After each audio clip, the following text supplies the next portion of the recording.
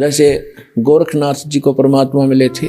गोरखनाथ जी ये आजकल के तो कोई संत नहीं है जिनको हम संत माना करते थे। गोरखनाथ जी में इतनी शक्ति थी, एक पहाड़ को सोना बना दिया था अपने वचन से, सोना, सोने का, स्वर्ण, गोल्ड का। और अपने गुरु मच्छंदर नाथ उसका 100 फूंक दिया था, उसकी अस्थि इकट्ठी करके और उसको अपने वचन से शरीर बना दिया था। और वो आत्मा मच्छंदर नाथ की फिर उसमें प्रवेश कर दी थी। और फिर भी बोला हुआ था, फिर भी मोक्ष नहीं था उसका।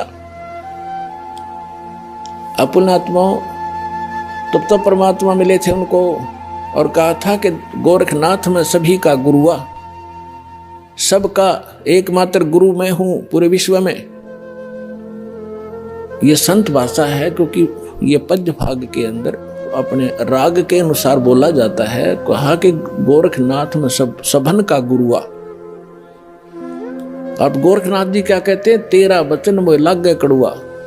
कि आप जो कह रहे हैं मेरे अतिरिक्त कोई संसार में गुरु नहीं है, तो मुझे आपका ये वचन अच्छा नहीं लग रहा, कड़वा लग रहा है, बुरा लगता है। तो परमात्मा कहते हैं कड़वा लगे सो मीठा होई, हमारी बात पतीजे दोई। कि मेरे ज्ञान पर विश्वास कर लोगे, एक दिन ये जो कड़वा आज आपको लग रहा है एक दिन मीठा लगेगा। तो गरीबदास साहब जी कहते हैं कि गोरखनाथ सिद्धि में भूल्या, रटूने टामण हंड फुल्या। मुर्दे तक जीवित करना, पहाड़ को सोने में परिवर्तित कर देना, ये तो टूना टामण बताया यथार्थ भक्ति की तुलना में। और ये सिद्धियां दिखाकर, जैसे अगस्त ऋषि ने समुद्र पी लिया एक घूंट में, 7 समुद्र खाली कर दिए। पुण्यात्मा आज की विज्ञान करके दिखाओ इन्हें।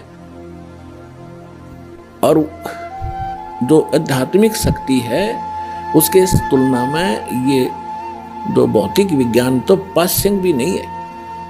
लेकिन उन्होंने वो विज्ञान का दुरुपयोग किया, अध्यात्म विज्ञान का।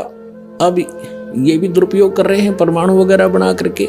तो उन्होंने भी ऐसे ही परमाणु बनाए थे, इन सिद्धियां प्राप्त करके लोगों को तमाशा ड्रामा दिखा के अपने साथ लगा लिया और अपने आप में ये प्रभु पा किए।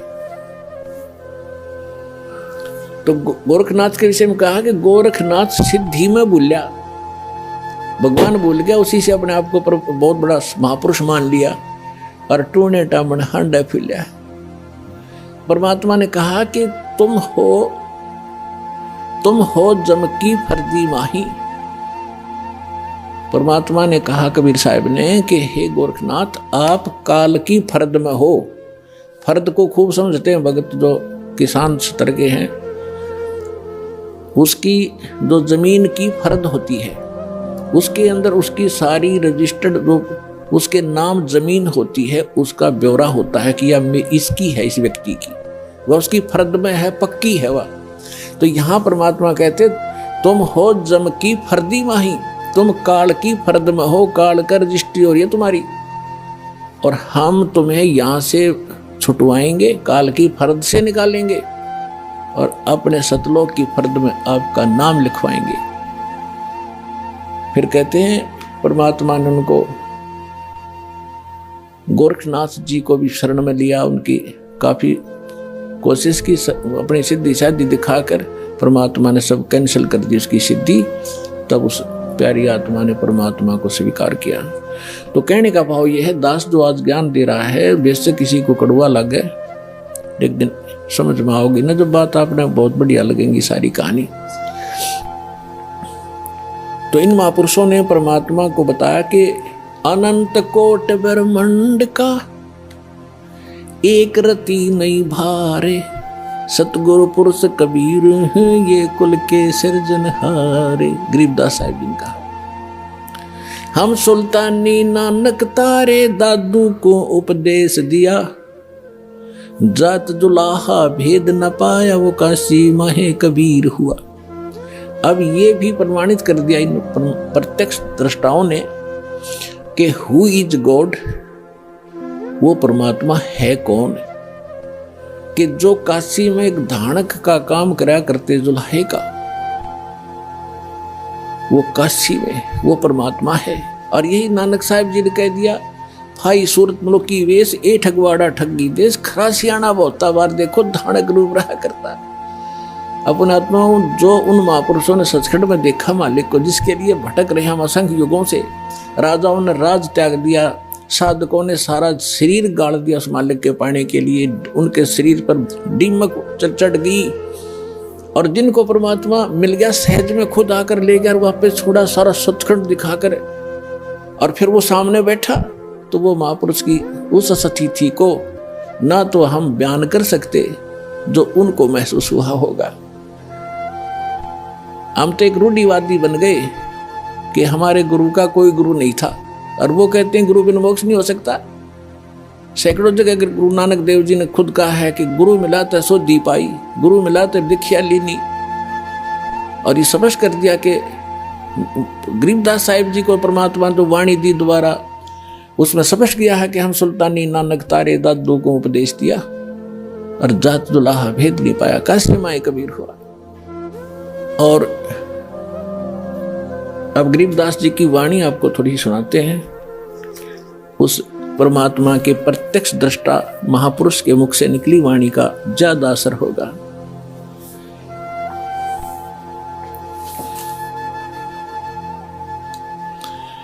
क्या कहते हैं? पंजा दस्त कबीर का सिर पर रखो हंस, यम किंकर चंपे नहीं तुम्हारा उधर जाएगा वंश। पंजा दस्त माने हाथ का, कबीर परमेश्वर के हाथ का पंजा अपने सिर पर बनाए रखना।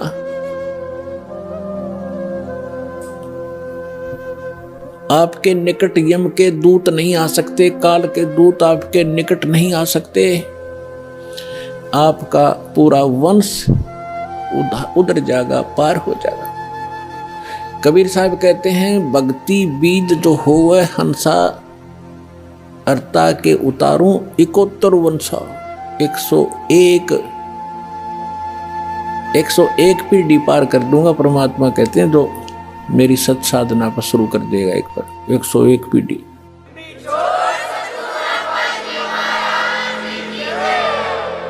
दर्द बंद दरवेश है सतगुरु पुरुष कबीर।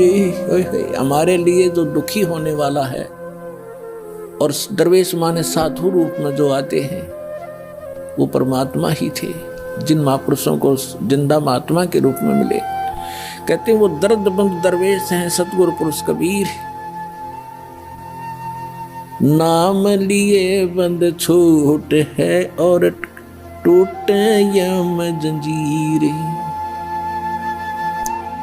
हमारे दुख में दुखी होने वाले एक ही महापुरुष हैं जो संत रूप में यहाँ आए हैं, खुद परमात्मा ही। दर्द बंद दरवेश हैं सतगुरु पुरुष कबीरे, नाम लिए बंद छूटे हैं टूट जम जंजीरे। उस परमात्मा का नाम लेते हैं, जो उन्होंने जो मंत्र बता रखा है, काल के सब बंधन कट जाएंगे और यह फंद छूटेगा जो इसने हमें फंसा रखे।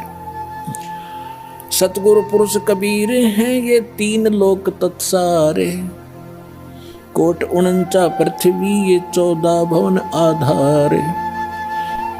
सतगुरु पुरुष कबीर हैं 3 लोक तत्सारे, 2-4 की क्या कहूँ ये तारे हंस अपारे।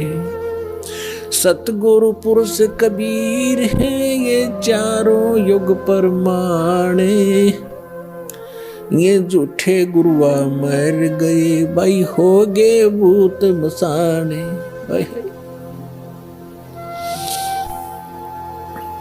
झूठे गुरु के आश्रय कदे न उधर जीवे, सच्चा पुरुष कबीर है आद परम गुरु पीवे। अब क्या बताया है गरीबदास साहिब जी ने? गरीबदास साहिब जी कह रहे हैं अपनी अमृतवाणी में, एफिडेविट दे रहे हैं कि सतगुरु पुरुष कबीर हैं ये 4 युग परमाणे, ये झूठे गुरुआ मर गए भाई हो गए भूत मसान। कबीर साहब कहते हैं, चारों युग में मेरे संत पुकारे और कूक कहा हम हेल रे। हीरे माणिक मोती वर्ष ये जग चुगता ढेल रे। परमात्मा कहते हैं मैं चारों युगों में आया, सतयुग, त्रेता, द्वापर, कलयुग में, और प्रत्येक युग में महापुरुषों को मिला जैसे वो उनका गुण है, उस गुण के आधार से परमात्मा मिले, उनको ज्ञान दिया। फिर उन महापुरुषों ने भी यही ज्ञान आगे जनता को बताया, और हमने भी इस यथार्थ ज्ञान और यथार्थ भक्ति की बहुत आवाज लगाई, लेकिन ये भोली आत्मा समझ नहीं सके। ये यथार्थ भक्ति और यथार्थ ज्ञान, यथार्थ साधना रूपी हम हीरे मोती लाल आपके सामने बखेर रहे हैं। आप इससे परिचित ना होने के कारण नकली साधना करके डले इकट्ठे कर रहे हो, कंकर, जो जहां जाओगे दरबार में, धर्मराज के दरबार में, वहां कोई कीमत नहीं होगी उस भक्ति की जो शास्त्र विधि को त्याग कर मनमान आचरण कर रहे हो।